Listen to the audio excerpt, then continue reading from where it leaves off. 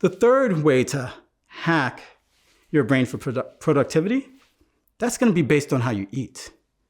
I think we have forgotten the purpose of eating. The purpose of eating is to give us the nourishment we need for us to be able to take on our daily activities. The purpose of eating is to help our bodies heal from any illness or injury.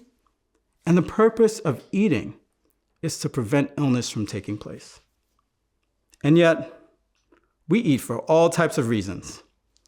We eat because something tastes good. We may not even be hungry. We eat because something tastes good. Right? We eat because we are depressed, because we're feeling down, because we're feeling lonely, because the food just happens to be there. Those aren't really good reasons for us to eat from a brain and body standpoint. Our brains and bodies didn't evolve in a way for us to eat the way that we do today. And eating, that takes a lot of effort for the body. There is a process going on when it comes to digestion. And as part of that digestive process, the breakdown products of that are toxic. They're toxic and they cause inflammation in our gut.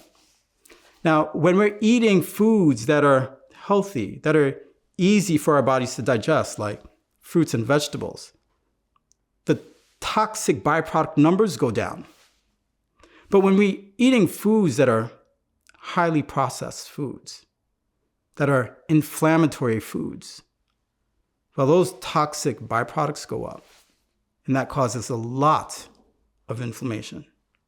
That inflammation doesn't just stay isolated to the gut. That inflammation travels everywhere throughout the body, including the brain. So you may experience that as a headache. You may experience that as brain fog.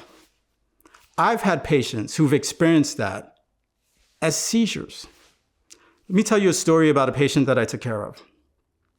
She was in her mid to late 30s. She had had epilepsy her entire adult life. She had had 2 different epilepsy surgeries, meaning that doctors went in on 2 different occasions, took out 2 different parts of her brain to try to cure her of her seizures. And she continued to have seizures all the time. And then, when I was seeing her, she was on 7 different anti-epilepsy medications. 7. All of them with potential side effects. So while I was seeing her and sort of assessing what was going on, and definitely she was one of my more complicated patients to take care of, I decided to make a change, a simple change in her diet. I took soda out of her diet.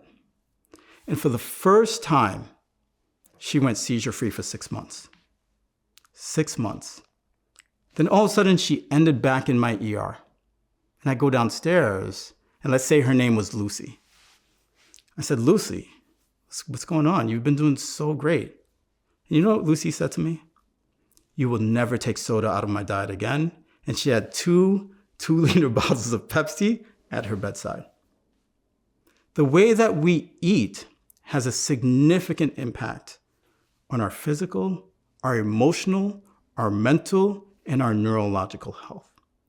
So you want to make healthier choices when it comes to how you're eating.